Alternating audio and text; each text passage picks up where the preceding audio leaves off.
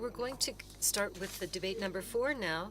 What is the real price of a medicine? And I'll call on Éric Bézilac, Agnès Buzyn, Laurent de Gauss, Dominique Polton, Christian Saoud, and the moderator, Yves Juillet. Good afternoon to everyone. We're going to try to have a very energetic debate to keep you awake. I'm going to quickly introduce the people that are sitting with me at the table. So to my right, Agnès Buzyn, who is the president of the French Health Authority, Dominique Polton, who's managing director advisor at CNATAM, Laurent de Gauss, honored professor, Paris Diderot University, member of the Institut Pasteur and the National Academy of Medicine, Christian Saoud, who's the Deputy General of CIS, and Éric Bézillac, who's the Director of Economic Affairs and International Affairs for the French Pharmaceutical Companies Association. So let's go directly to the film that was prepared by the organization that I haven't seen, but I'm a little bit responsible for because I was interviewed, and it was based on this interview that they created the film.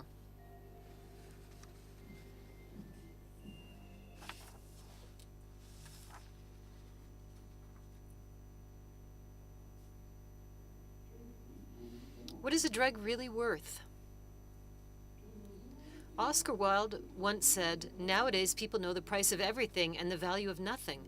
€1.50 for a package of effervescent white tablets, €32 for 3 blister packs of pink pills, and €3,500 for a package of beige capsules." At first glance, the logic behind the sales price for a drug seems incomprehensible.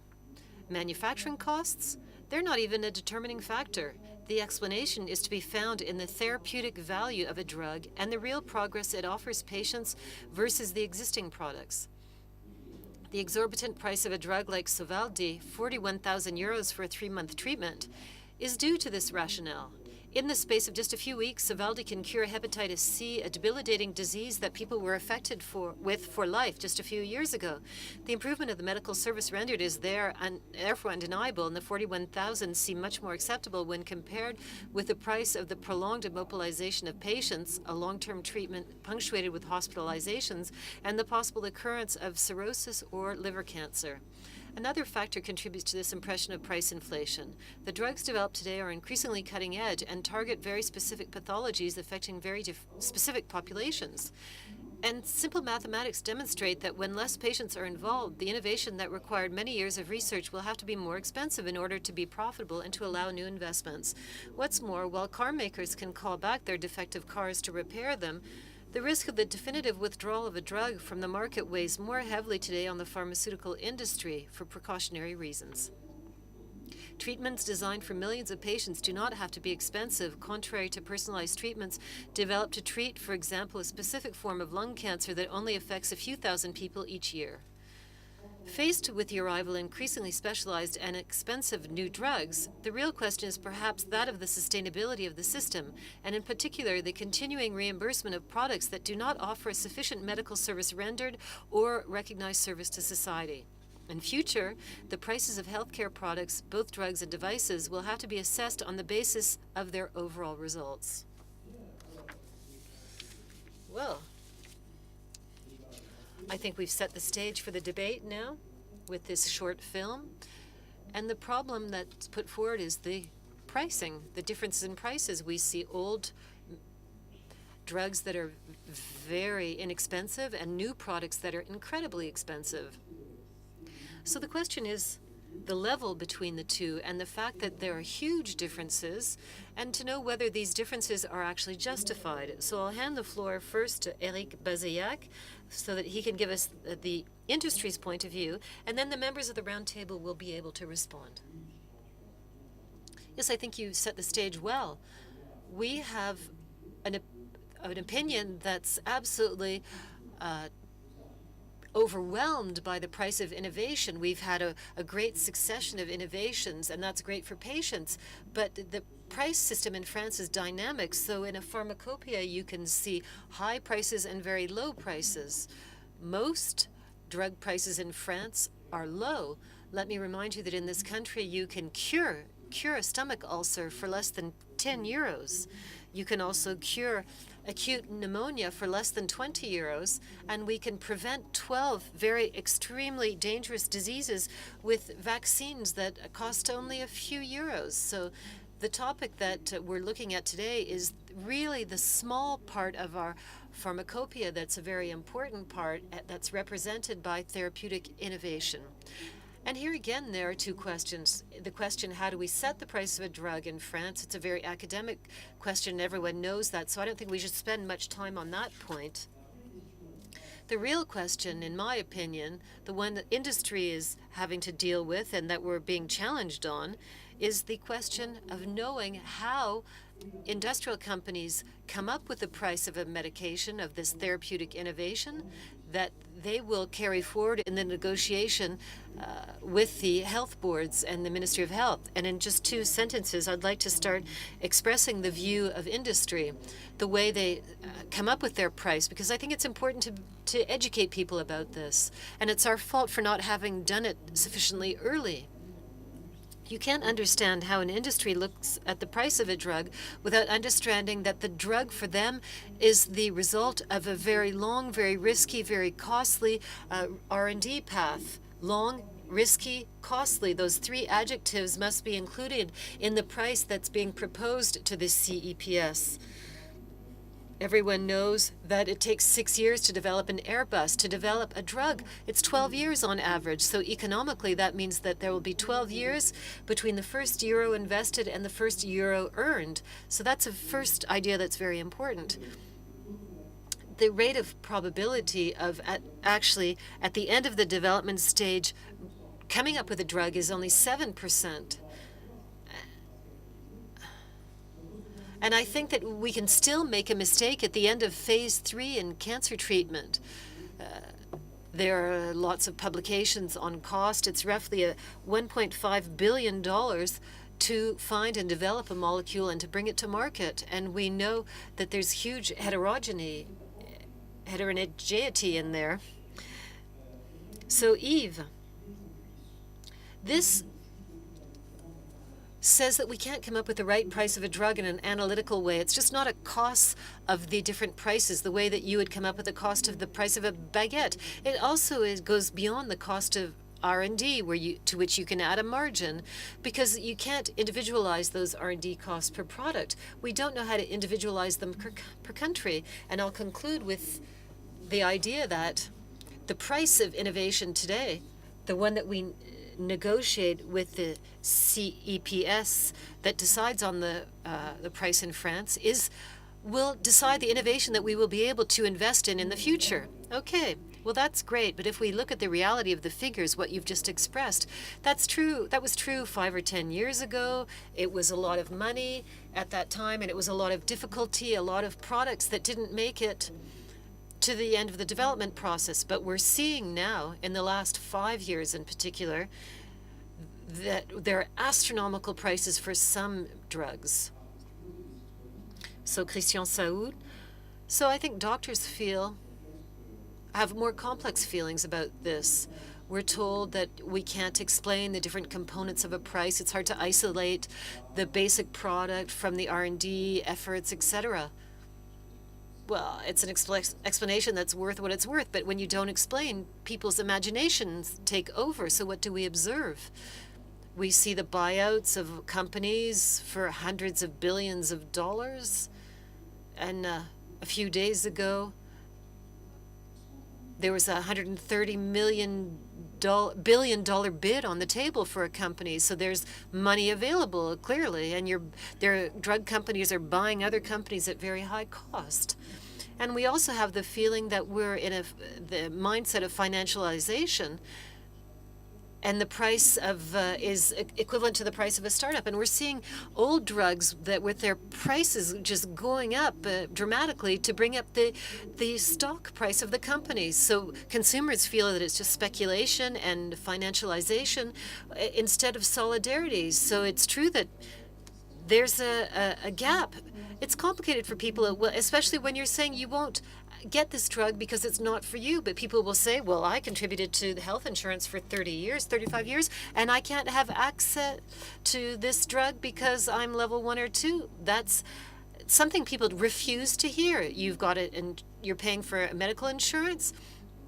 No one checks their payslip to see how much it costs. It costs more than your personal insurance does, and we've paid this into this for 35 years, and then you're told you're not eligible, or you're explaining to patients that with problems with spasms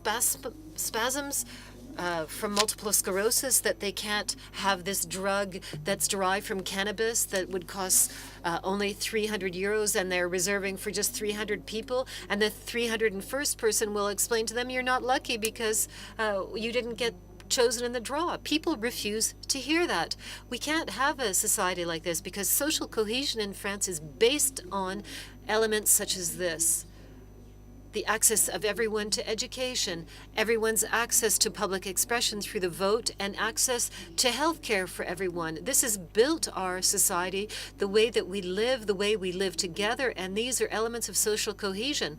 And I'll conclude by saying, you cannot continue. If you don't continue with this, there will no longer be social cohesion to finance your innovation. You can't make profits without social cohesion, so it's in our interest to preserve the model and to find a solution that is adapted to everyone. So now, Laurent de Gosse, please. I'd like to talk a little bit about the history. In 2005, there was a real change. In 2005, what happened?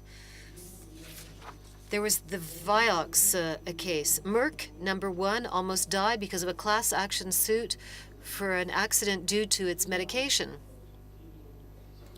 I was in a position to be able to see all the international CEOs come and see me, all standing together, shoulder to shoulder. They took a decision on an international level to say, let's stop making drugs for a huge population. There's such a risk for our pharmaceutical industry. Let's only start making niche drugs. And cancer doctors were calling them personalized drugs, but they're niche drugs, really. So there's a big turning point then. And in fact, society had to be able to live and the company had to be able to survive and be sustainable. So a drug for 1,000 or 2,000 people, the company had to be able to live on that limited population. So you had to divide what was expected in terms of income to have a sustainable company, and the drug that this was based on, and there weren't many of them at the time, and so they wanted to find drugs that they could develop at 300,000 or sell at 300,000 euros per year. So it was possible to make a direct correlation. If it was 300 people, it was 300,000 euros. 3,000 people, that was 300 euros. So all of this to reach a total amount of 1 billion. So we were used to this type of math that made it possible to make companies sustainable, the companies that were making these drugs, because they had abandoned the drugs that were for large population groups. Yes, the world is changing, and we've said that a lot this morning, and we're seeing this innovation that is changing paradigms. We often regret as companies that we're judged on our even a recent past. When we're focused on the future, that's our obsession. What is the future?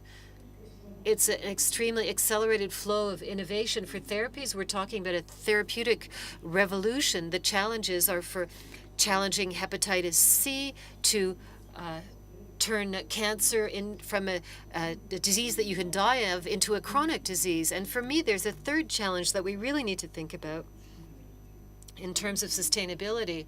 All of these innovations, or most of them, share the fact that they have an incredible structuring effect on the organization of healthcare, and that's why they're so frightening. This structuring effect on the organization of healthcare, well, what can we do with that?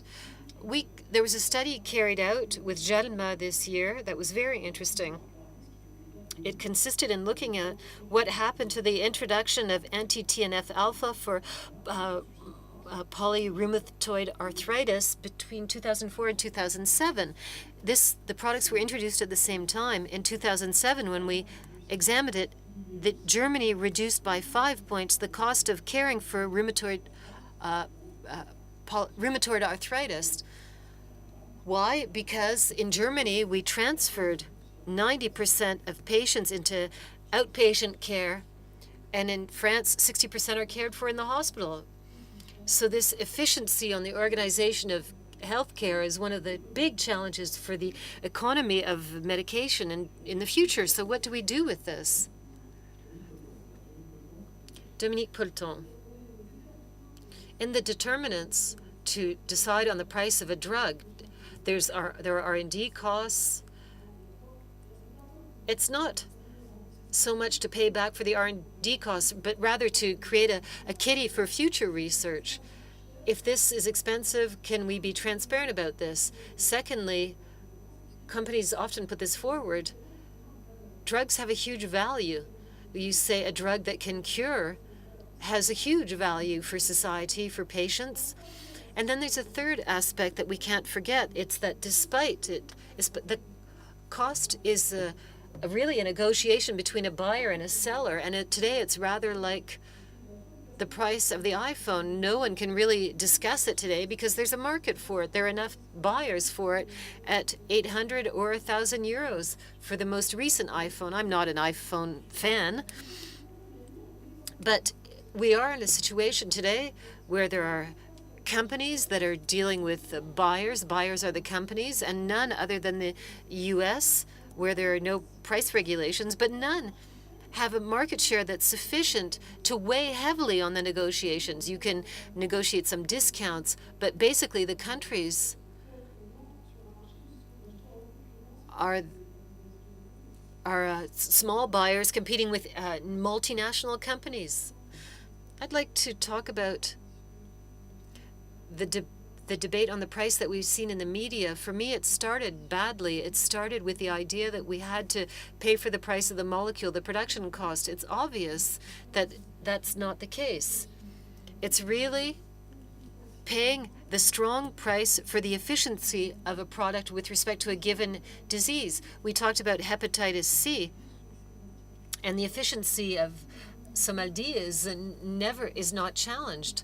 We can talk about the price, but it is extremely effective and will cure many people. On the other hand, there have been abuses in the past. I'll talk about one I know very well, Gleevec. You talked about the fact that you have to integrate the reorganization of the healthcare behind it. Gleevec's price was fixed or determined because it turned acute leukemia that could only be treated by grafts. So Gleevec changed that, and the annual cost should have been equivalent to the cost of a transplant. But the price went up by the price of a transplant went up by 20, 30 times, and there was no reason for the price of the drug to go up this way, but it did anyway. It followed the price of the transplants. So there are abuses, and I'd like to come back onto the problems of efficiency and what actually creates the price of a drug. When I looked precisely at cancer treatment drugs, bevacizumab that came out in 2004, $1,000 pour 5 mois de vie gagnée. L'ipilimumab, $50,000 for 5 years additional life. And sometimes it's just, some of these are very expensive and it's only for 4 months additional life. So I'm not sure that the cost of R&D, which was multiplied by 2.5 times in 5 years. So there is a problem linked to the mechanism of how they set the price of these drugs internationally. And in my opinion, there are 2 problems. One is the issue that innovation is systematically paid at a higher price than its comparator. When you had to give value to innovations in oncology, innovation is going so fast. Obviously, we have these prices of drugs that are completely disconnected from their added value. And there's another problem, which is that the initial price is set in a country without regulation, where the efficacy has not been studied, where often in the United States it starts with a simple negotiation between the industry and insurance companies, and the drug is not accessible to everyone, whereas in Europe, our healthcare, solidarity healthcare system reimburses 100% of the patients in France, and we're talking about a price that's set in the United States, and that does pose a problem for us here in France. There is an economic model for medication which is global, of course, but you know that there's no link between the price set in the United States and the European price. The gaps are extraordinary. They're even wider now. I read a study recently where they estimated at 70% the price gap. They were at 30% a few years ago. So there's a huge gap in Europe and a logic of adjusting these prices, which is very French and much lower than the US prices. Now, in terms of the solution and the construction, everything that we see that reflects the extraordinary complexity of dealing with this topic leads me collectively, from an industry standpoint, to consider that the price of a drug cannot be anything else than the fruit of a transaction, as you have said, madam. And an interesting question to ask, if you is who are the legitimate players around the table? Well, of course, there's the person selling the drug, the drug company, and then the person purchasing it. In France, it's a regulator. That's the EPS. And I would like to see a third player in this discussion. And we're not happy to see it, but we need to look at them. We need to be honest with this. It's society, and society is really challenging us through the media. So if we want to reach the idea of the right price with justice and equity more than actually the right price, it would be a price that would take into account the expectations of those three players. The industry, of course, the pharmaceutical company, when they negotiate the price of a drug, obviously they want to maximize their profits. And obviously there's a minimum, because below that minimum, he won't be able to invest in innovation. That's a key. Now, for regulators, what is the expectation? They want to have something for their money. So the added therapeutic value is absolutely essential when you're setting the price of a drug. Certain associations propose that we remove this criteria. Of course, in that case, then obviously the industry would go towards the most profitable, not necessarily the most efficacious. And then for the purchaser,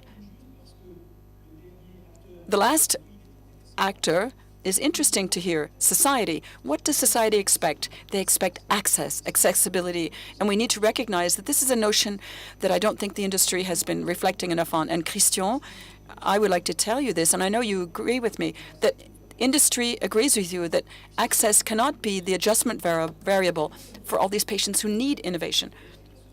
And another constraint, this is a problem for industry, which is the psychological elasticity of the society with respect to price. If I go to the neighboring bakery and I ask for a baguette and they say it's 45 euros, then I'll run away.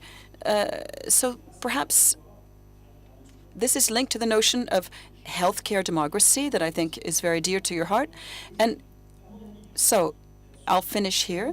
For me, making the debate progress on the right price for a drug means we need to question what we need to satisfy better.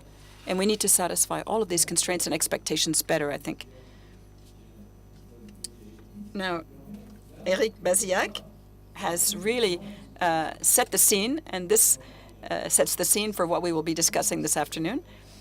So obviously, we'll talk about sustainability, adjustment variables, and the future. So now I propose that we talk about sustainability. We've done a first, we've gone around the table once, and I won't ask you what is the right price, Christian, for society, but we will come back to that question.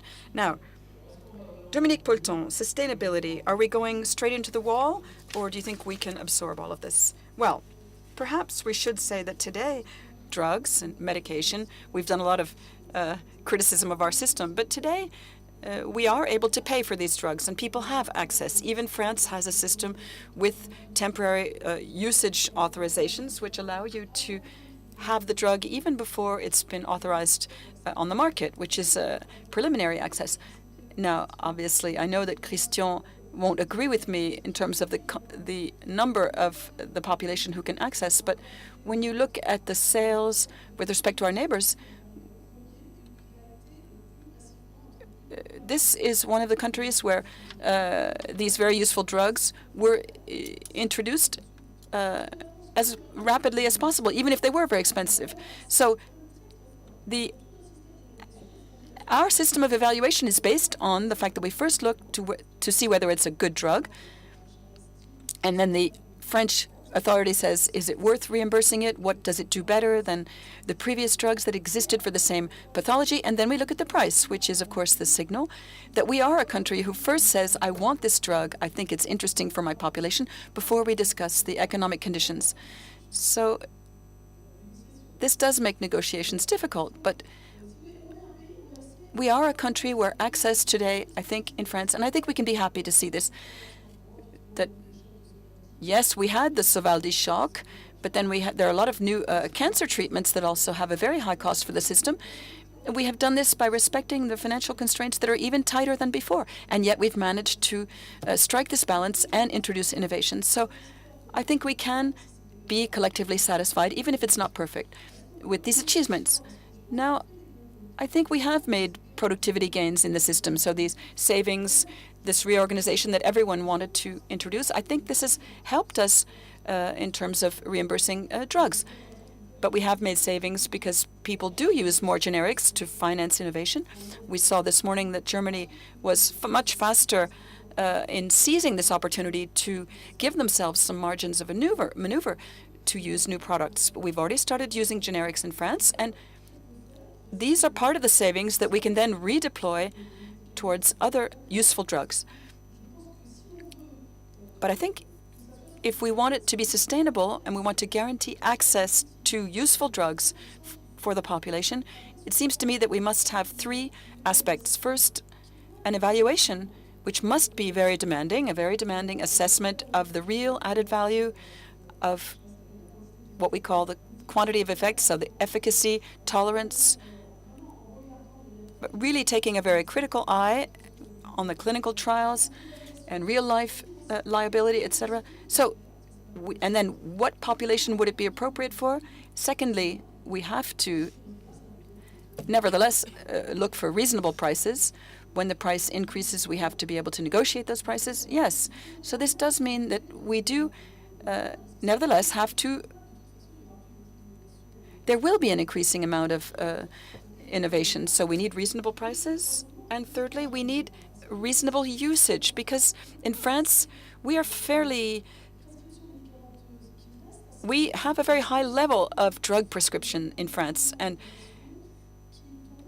there are many innovations where the studies show that there are cases of improper usage, not necessarily innovative drugs, but even drugs that are widely used for pathologies such as diabetes, that are not even used for the indications that the French health authority feels are appropriate. So reasonable usage of these innovations is something that we need to also maintain.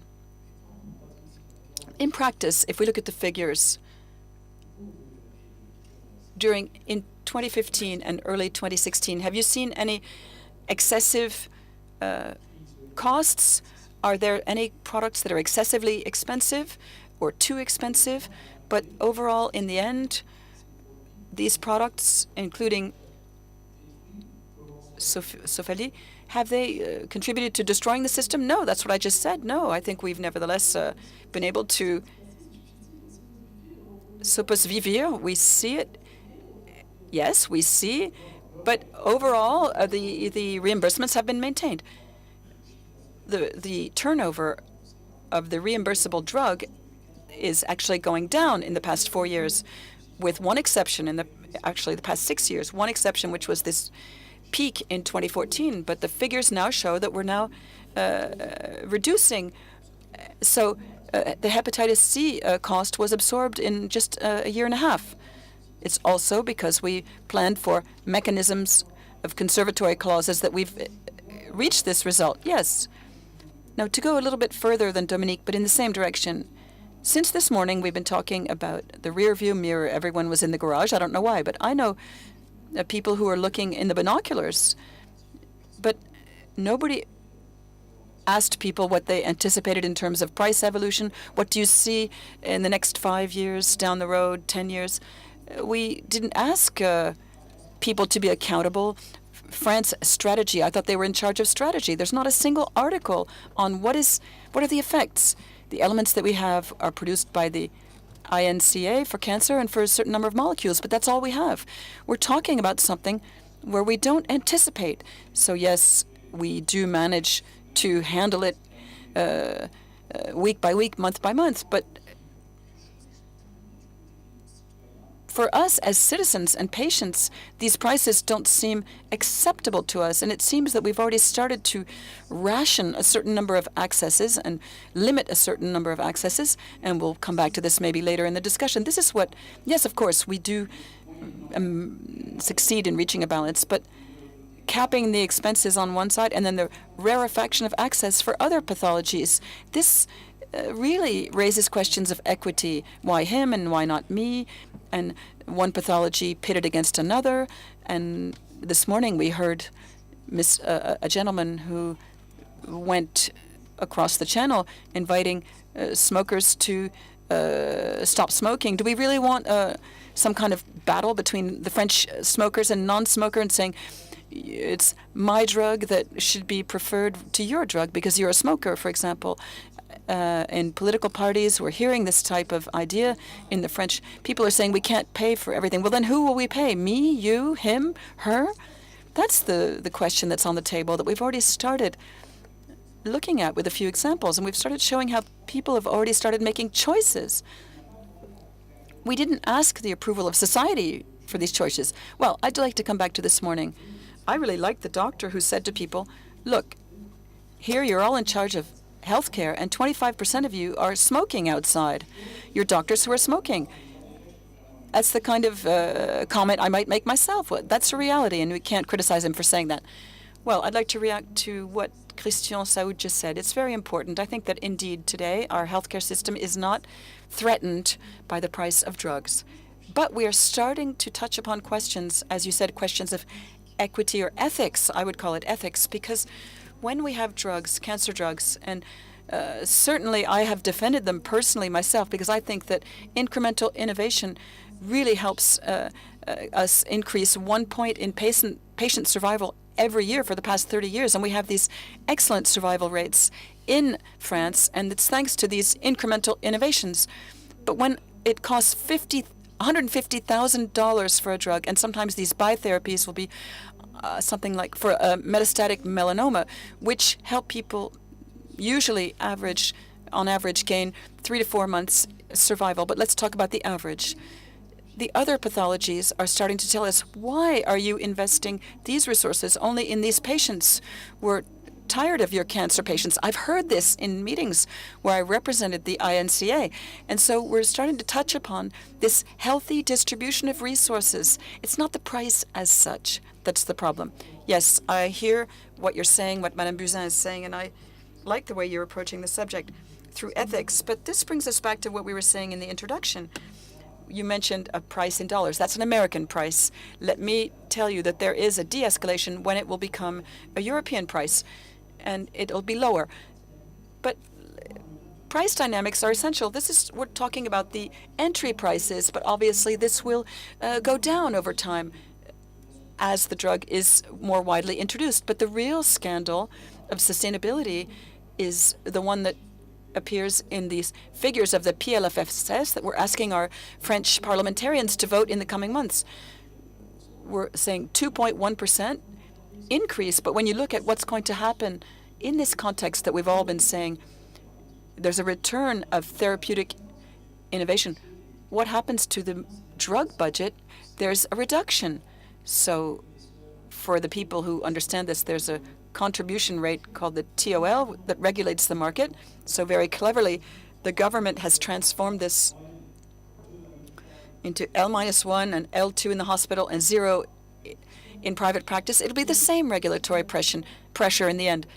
But we are dealing with politicians who are not ready to bear the responsibility of therapeutic innovation in healthcare. And in France, it's extremely dynamic, and it will be dynamic in the near future. Just to reinforce what Agnès was saying about the precise example, I remember we were all together in a meeting where someone really attacked cancer as being a pathology that was that had a lot of financed innovations. And it was actually a psychiatrist who made this remark. And this morning in the discussion with Germany, there was someone who said, yes, I find that France is not so innovative in terms of dealing with depression. They're not. But in general, I think drugs are part of the sectors where innovation is considered as absolutely sacred, logical. You can't not have it. But there are many other sectors where it's not the case. I don't think that the drug sector, even if, well, we have to give ourselves the resources, Madame Bolton. Well, what I'm trying to say is that today we have our eye set on, are we going to be able to pay for these drug innovations? Yes, we must be able to afford them. Everyone thinks we must absolutely be able to pay for them. But people don't talk about other sectors that are less, where there are problems of access as well. Let me ask you a question, Laurent de Goos, concerning, Eric, the price dynamics that Eric referred to. What's the reality of the secondary price reductions for expensive products, the expensive products that have their indications that are being extended with first, second, and third indication in oncology? What is the price dynamics? Do they really decrease when the volume increases? Well, in reality, that's a question that it's very hard to answer because these are contracts and agreements. You know that there are the official prices, and then there are discounts, which can be quite high for some of the prices arriving on the market. And sometimes these discounts are actual price reductions.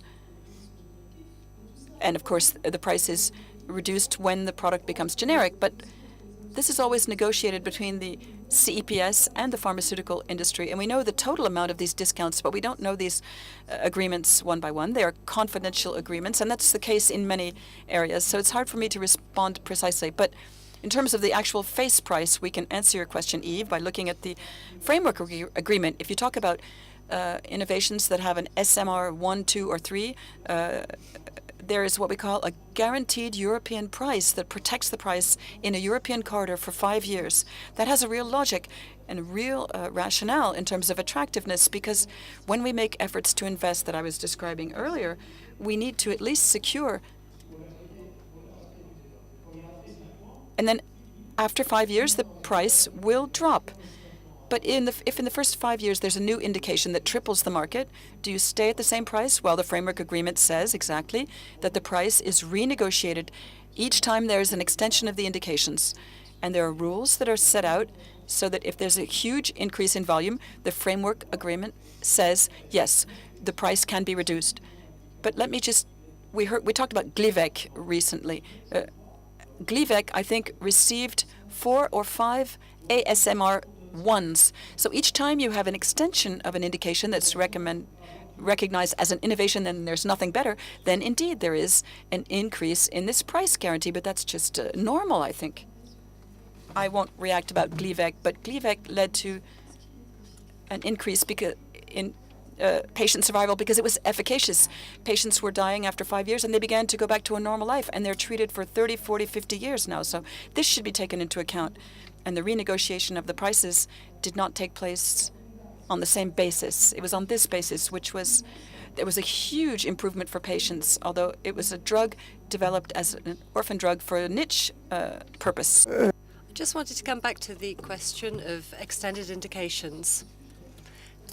It is a subject for the HAS, where we're very sensitive to added value of medications. There is a tendency to develop cancer drugs for niche markets and for illnesses for which the medication is very good, for metastatic cancers, for example, and then progressively that medication that's developed for 1,500 patients a year, it then sees its indications being extended to treat to 20,000, 30,000 patients, etc., with efficacy and added value and efficiency that has nothing to do with the original indication. So instead of reducing prices overall, maybe we need to think about indication-based prices. So should we pay the same price for a medication that leads to 3-year survivals or 3-month survivals? just to come back to that possibility, is society ready to pay or not? When we get to this point, it's no longer a question of acceptability of insurance companies, but acceptability on behalf of customers. So perhaps we need to think about what our neighboring countries have done. Let's take the example. When Fosbuville arrived, France said, I'm going to take this medication for serious cases. So we said, okay, serious. In other words, a fibrosis number 2, number 3, number 4, etc.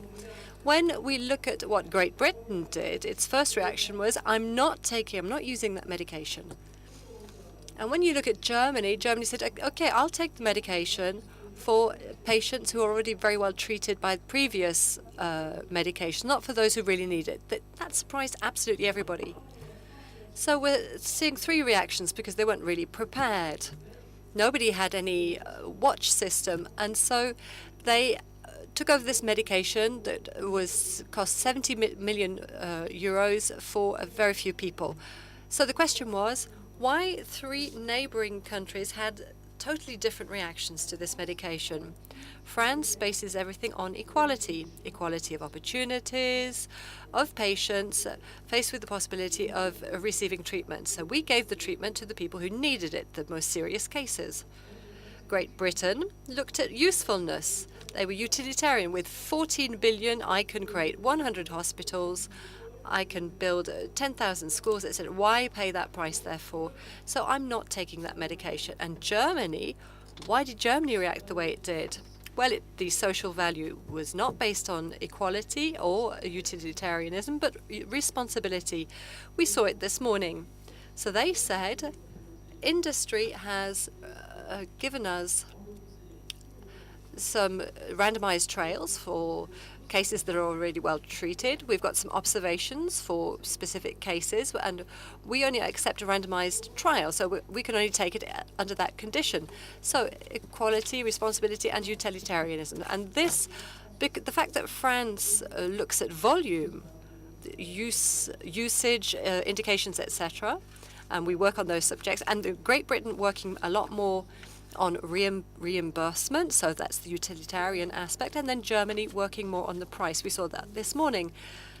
Kazakh, they've changed things around since 2010. The price is negotiated. So 3 drivers, 3 enablers for 3 different countries based on 3 different social values: equality, responsibility, and utilitarianism, usefulness. So the acceptability of populations are different according to the country. So as France is all about equality and volume, France also has its target populations. Don't you think there is a risk of artificially decreasing these target populations? No, I'll answer this question. It's very important for the HAS, and it's important to look at these fundamental values. Fundamental values are access to healthcare, equality in terms of treatment, efficacy of medications that has been scientifically proven. I will always say that healthcare restriction cannot be a regulation system for the HAS. That's absolutely fundamental. Patients must come before everything else. And if they need to be able to benefit from treatments and have access to treatments. And that's one of the reasons why we need to ask ourselves about a new price regulation mode. Our only adjustment variable today is access-based regulation. And it's all well and good saying that that's not going to be the case. There are means so that we can reach this objective. So if we don't ask about, how do we regulate the whole system, well, France, that's the only thing it has today. So it's not an opportunity in the long term, if you ask me. Christian, and then I have a question for you. Yes, I just want to insist on something. That driver, it's reached its limits, or it's reaching its limits for many reasons. For example, we've already seen in targeted treatments with tests where we give the medication to the only respondent. But there are people who say, but even if I don't respond, I want it because I've paid for health insurance. I've paid for public health insurance. Just a minute, Laurent, you might find that very irritating, but I'm here to express what citizens are saying. Not all citizens, of course, but some of them say this. So yes, you could be more educational. Yes. No, probably one day somebody might be able to raise the question of losing opportunity.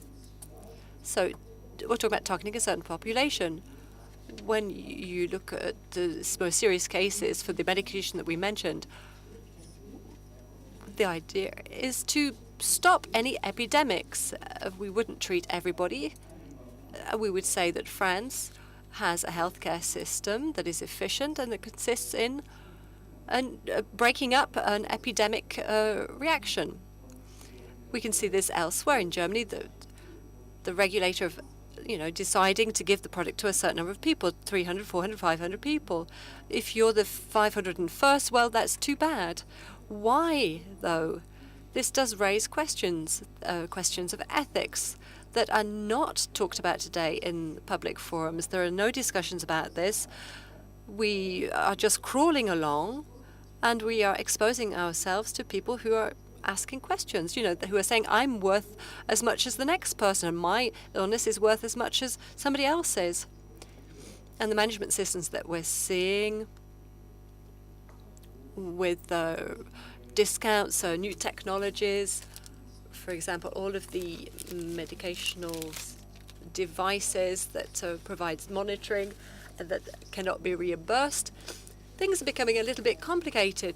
If we can reimburse glycemia in the Czech Republic, not in France, this seems very strange. I'm not saying that we have to increase social contributions. Dominique gave us some ideas about that earlier on. So there are 30% of treatment that is useless in France, even if it's not 30%, even if it's only 20%. 20% of treatment that is not serving a useful purpose. Already we've got some savings there, and it would be able to pay for innovation. The problem is, how do you remove it? How do you remove this treatment that is qualified as useless by the doctors themselves? They're the ones who, in surveys, who say that 30% of their prescriptions are not useful. So it is irritating because we could pay for more innovation with that. We know that the 30% of useless things that are not necessary is also based on behavior, on sectors that are kept in the hands of certain. So it's a very difficult subject, and it hasn't become mature in the public opinion. So we need to talk about it. We need to make some real choices. Yes, Mrs. Bouzin, yes. So that raises the question of assessment and the assessments that are taking place today on some medications that deteriorate the added value of some products. Of course, society also needs to accept the idea that some products are not reimbursed because their added value, their efficiency is low. But we have a very ambiguous society, let me just say.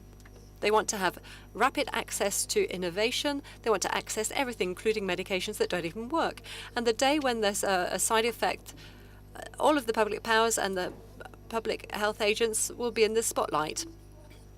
So we're faced with this ambiguity. We've only got one thing that we need to do, and that is to apply scientific discipline. Yes. What about new regulation drivers? What can we find? There are many avenues that can be explored, and there's one that's obvious. And I don't understand how we can still be holding back on this subject. And you've got the correlation of the price with the value in real life. And this needs to be translated into a contract, performance contracts. Industrialists are ready to play that game. All industrialists? No, some industrialists, some who volunteer to do this, but they are interested in medications where it's difficult to find the right kind of negotiation. So there was a letter sent to the president of the CEPS by the minister where they looked at performance contracts where the condition was that the health insurance would not have to take any risks. So it's difficult today. And then there's a second idea, the dispensary healthcare pathway, which frightens some people. The medication that would allow this pathway that would make it possible to use a pharmacist as a practitioner, as somebody who would provide advice. in the dispensing chemist. This would help us save millions of euros. Then there's a third idea that we've shown. We've proven our concept on this, the usefulness of this, and we've said it to the minister. Take on industrialists, not just on a drop in prices, but on their ability to set up programs that might help with medications for elderly people. Now, behind this program, and this is what we read a few months ago, so we compared 2014 to 2015, there was 14 million euros that could be saved. Now, I can't draw any hasty conclusions from this, but here's a last subject. We've already said it. There are savings that can be made from an efficient organization of healthcare. We've got one benchmark on this subject, and our friends across the seas, they've created a structure, I believe it's a structure for coordinating healthcare efficiency that detects molecules that can contribute to reorganizational efficiencies. And they make sure that the medications have been assessed, and they make sure that the organizational reforms are planned properly. So those are some ideas. Yes, thank you. Time is ticking on. We need to be careful. So 2 quick comments, Laurent de Gauss and Dominique Polton, and then we'll spend some time, a few minutes, on the future. Yes, I just wanted to say that we've got to be careful not to fall into the trap, which is very easy, and to find that it would so be easy to make savings like our neighbors are doing. No, it's there are the 30% of treatments that are useless for industrialists. It's the hospital that has to organize things. You can say all of these things. You can, why reimburse medications that are useless? This is what doctors might say because they want to have better pay. So there are many savings to be made, especially on the other side of the fence, but experience shows, because we're all trying to make sure that there are productivity gains in the places where we work. When we manage to do this, it's not that easy, but I think that you've got to follow that path. You've got to change things. You've got to do things better for a lower price.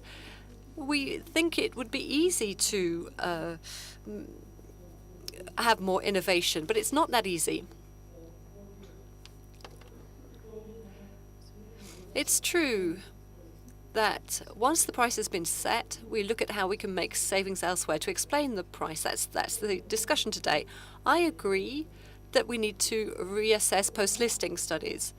Now, just to talk about the fact that you've got PPPs, public-private partnerships, I think we should develop that much more for post-listings, but for discoveries. It's not industrialists' research that we're talking about, but academics' research as well. And that's when we're talking about phase 2. So industry has abandoned research. So there's all that discovery side of things that has to be managed. There's no return on the investment. There's no return for the state that finances the research. So this partnership, the private-public partnership, it has to be developed not after, but before as well. The Innovative Medicine Initiative, so the pharmaceutical industry that's investing 2.5 billion and the state that's investing 2.5 billion, that's a good start. It's something to be encouraged, and we need to encourage this private-public partnership, not just afterwards, as you're saying, but also beforehand. And we need to recognize that industrialists have abandoned research. They're just looking at what's happening in academic research, and they're buying in phase 2 if they can. They're buying in phase 2. Let's spend some time on the future, and I'm going to turn to Agnès Buzyn in this area of assessment. How are you seeing an improvement to the situation? Is it possible in terms of the way we assess products, with the way we compare them, and the way we determine prices? So we're going to be working on that. You know that the SASF is starting up with Measure 12. It's looking at the new assessment mode for medications. Now, I don't want to reveal the different ideas that we're working on because, of course, we're co-producing with the regulation agencies and industrialists. So I launched an idea earlier on, and that is financing based on the added value of the medication, based on the indications. We've talked about this already. It's very efficient for later stages of fibrosis, but for early stages, certain medications are not very good. So sometimes medications need to be set according to their efficiency for patients and according to the stage of their illness. And we need to think about that when we're talking about renegotiations. So maybe we need to talk about the minister. She's found other regulations. So we need to look at the efficiency of each product according to the indications. That's the first thing that we can look into. And the rest, it's too premature. Now, in an ideal system, well, everybody's thinking about these questions. How do you set prices? Do you base them on indications, base the prices on performance? So the countries that have fixed prices on performance, they're not seeing any money coming back in. Even countries that have a contract, they find it difficult. But they don't know whether the performance contract will be fulfilled. So it's a question of behavior of the stakeholders to the contract. That's something that has to be looked into beforehand to make sure that there are misuses of these performance contracts so that people don't say in 2 or 3 years' time that it's not working. Now, these performance contracts only work if you have assessments that are good beforehand. Now, our French patients or patients in Burundi, we're talking about real patients in Europe who have the same lifestyles of us, who are facing the same problems of us, not people in Burundi. So we need to look at scientific research, look at populations. We need to look at registers that allow us to provide the demonstration of efficacy in real life. So when these are things that we need to explore if we want to have some kind of outcome. We don't just want public complaints. If we don't use regulation, there will be growing indignation because it's unacceptable in a country like ours not to have treatment for all the wrong and right reasons that Dominique already mentioned. For certain pathologies, you can have crises and there's an absence of innovation. Sometimes it would be easy to provide the right kind of solution. So let me stay with the price of medications. There are exits, there are solutions. I like when Eric talks to me about the European price guarantee, but what prices are we talking about? There are prices in the official journal. Yes, but we know that that you've got the face price, but which price really are we talking about? We can talk about the transparency of a guarantee at European level, but it's not the prices that were administered by the Marxists in the 40s. I think we'll stop there before we go back to General de Gaulle. So right from the start, we've been talking about organizational savings. So there will be less hospitalization, and we think that we'll have more savings thanks to this.